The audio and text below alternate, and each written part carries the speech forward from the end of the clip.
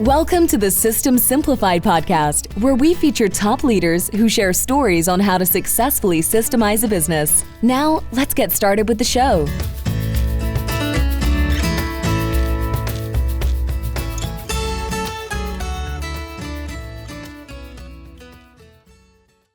Hello, Klevit here, the host of the System Simplified podcast, where I feature top founders, entrepreneurs, and thought leaders about systematizing a business.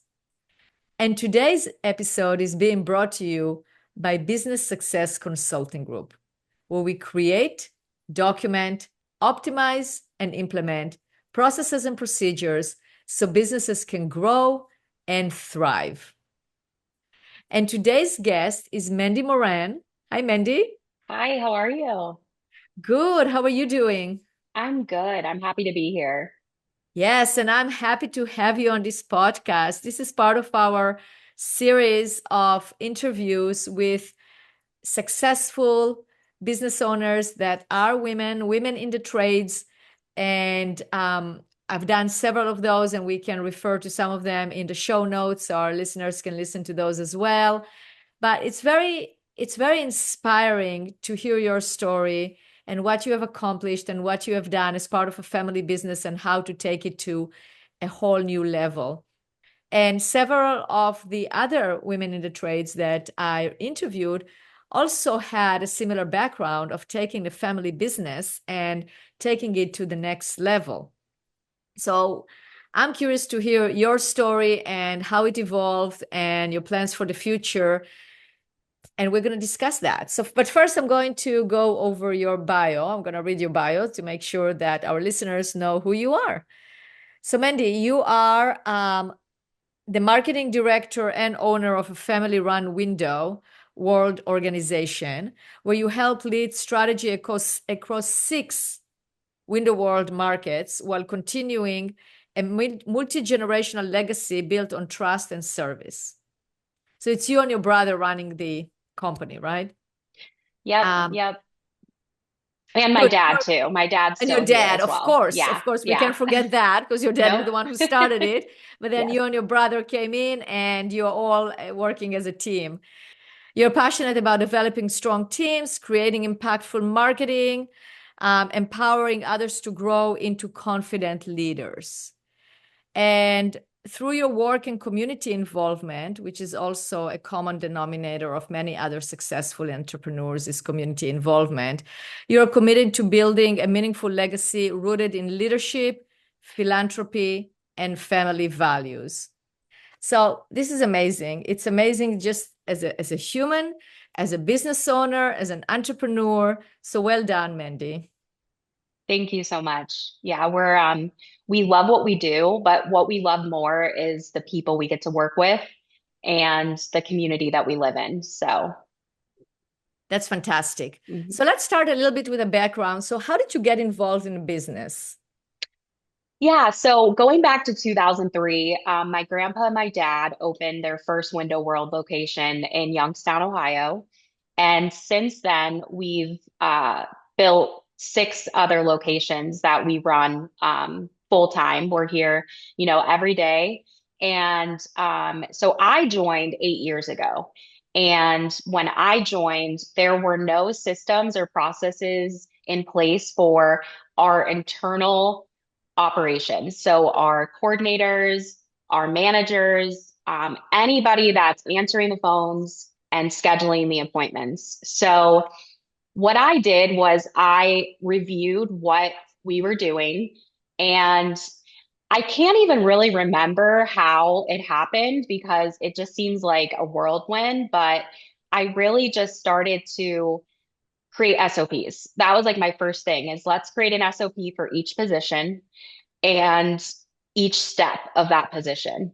And after, I want to say I probably created like 100 SOPs, I started to go to each store and implement those SOPs into their day-to-day job duties.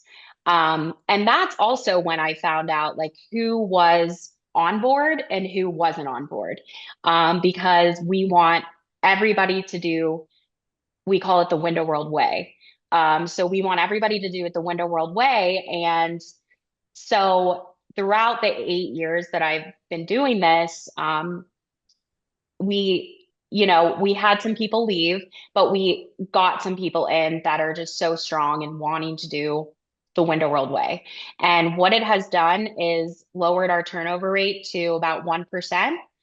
And we have so many people that are reaching their 5 year, 10 year anniversaries with us, but they're also thankful that they have accountability, but also training materials to be able to go to if they don't know how to do something or they are struggling with a certain part of their job. They could go to that training material and know exactly what the person at our Toledo store is doing, but they're located in our Cleveland store. So everybody's on the same page. And I think that that's so valuable to have is to all be on the same page and why we've thrived in each of our locations for so long. That's beautiful. So you really attribute the fact that you have low retention to having well-documented standard operating procedures. 100%. I think people like they want the consistency. They want the accountability. They thrive in that. It's So also when predictability, right? So it's consistency, but it's also predictable because you know, I mean, as a somebody that works for you, you know what is expected. Yes, of course. Yeah, you know what's expected of you. We have KPIs that follow those processes. So if you're struggling with one of your KPIs, we can pinpoint exactly what you're doing in the process that's hindering you from hitting your goal. And that also is able to then incentivize them with different things. We give out PTO days, which I think everybody enjoys that. And that's based off of our processes, procedures, and KPIs being hit.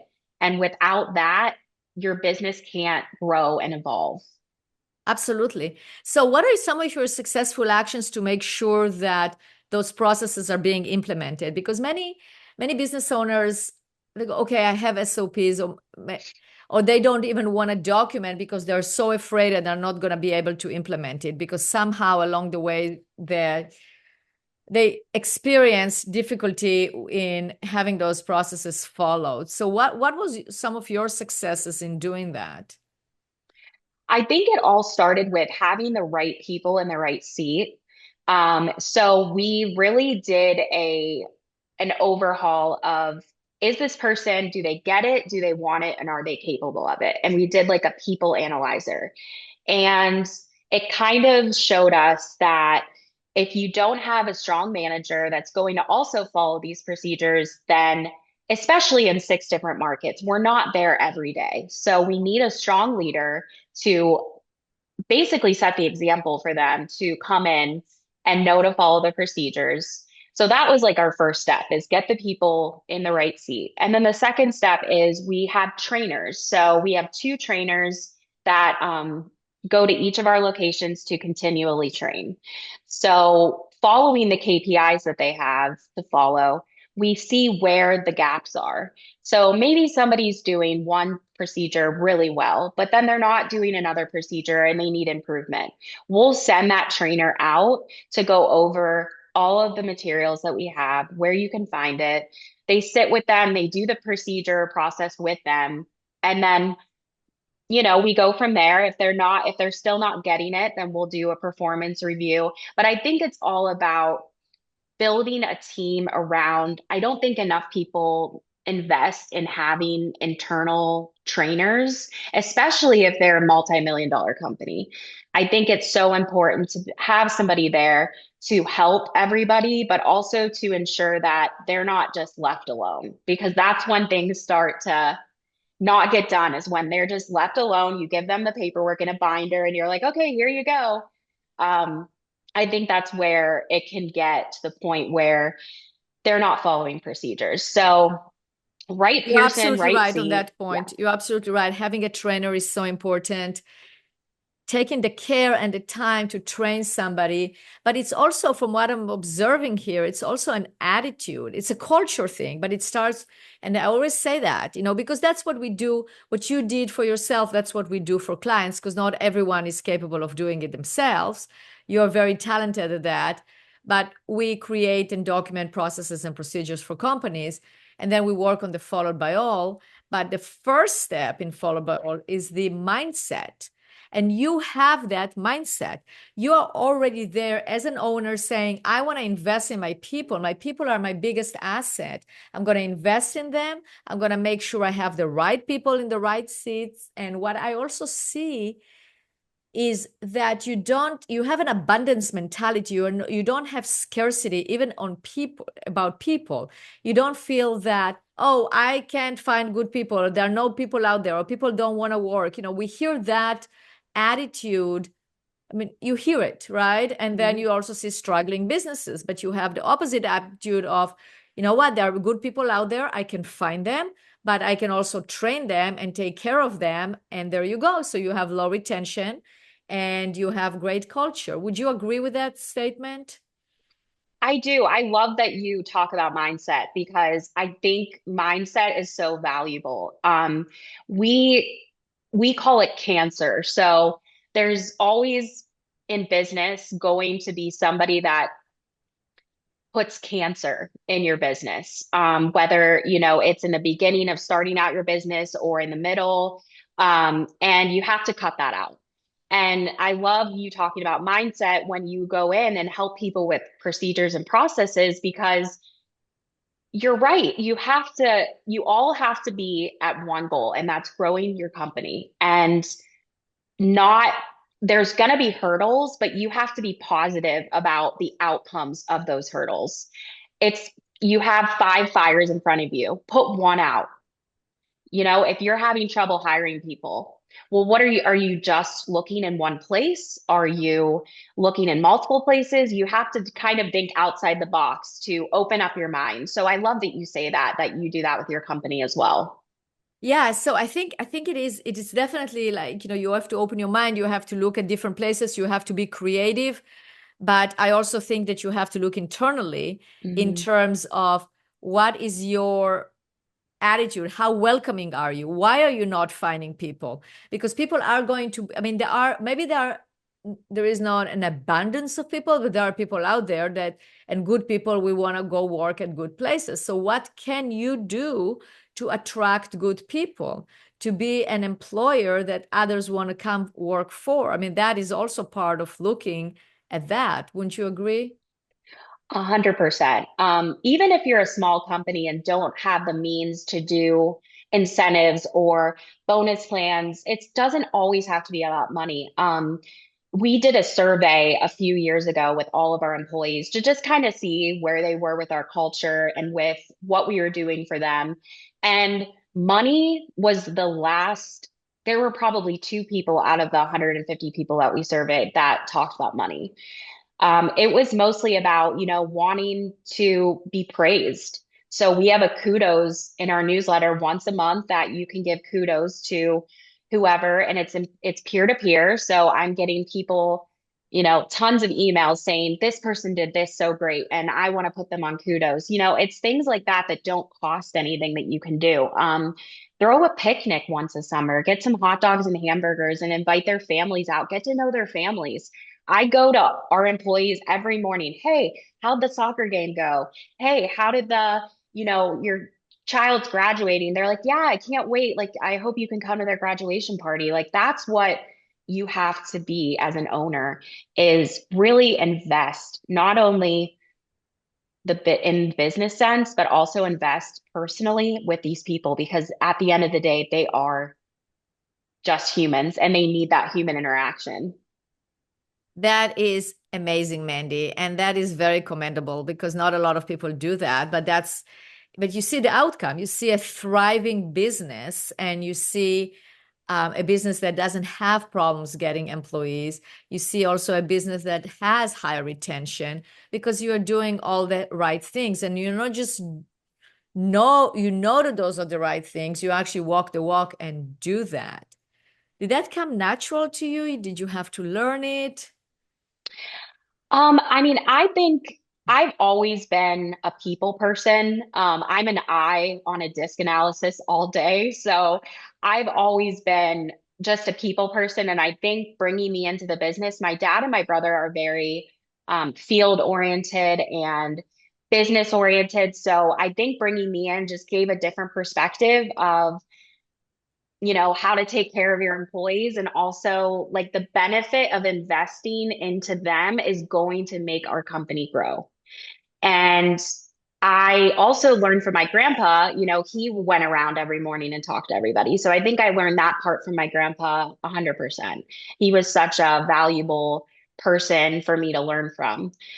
So yeah, I think it came naturally, but I also think that I just had really good role models to show me, how to, you need to earn respect and you need to respect people. And I think that that's a huge thing is sometimes as business owners, we come in, we're so busy, there's so much going on that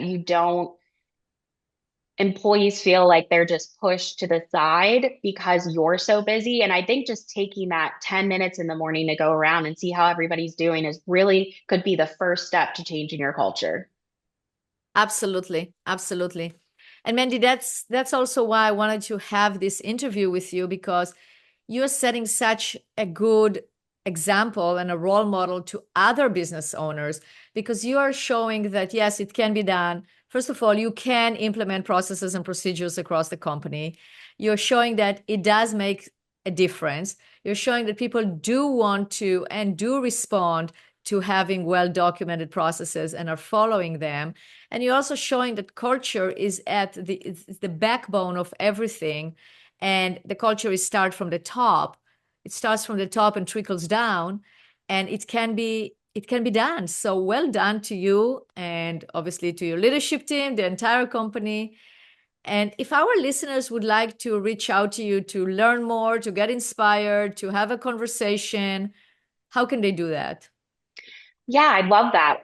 So they can call me at our business 330-726-0200, and my extension is 144.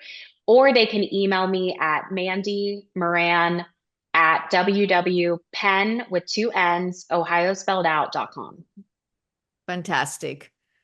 Mandy, thank you so much for being a guest on this podcast. It's been a very uplifting conversation with a lot of hope and a lot of knowledge sharing. So thank you so much. Yeah, thank you so much for having me. I really enjoyed it.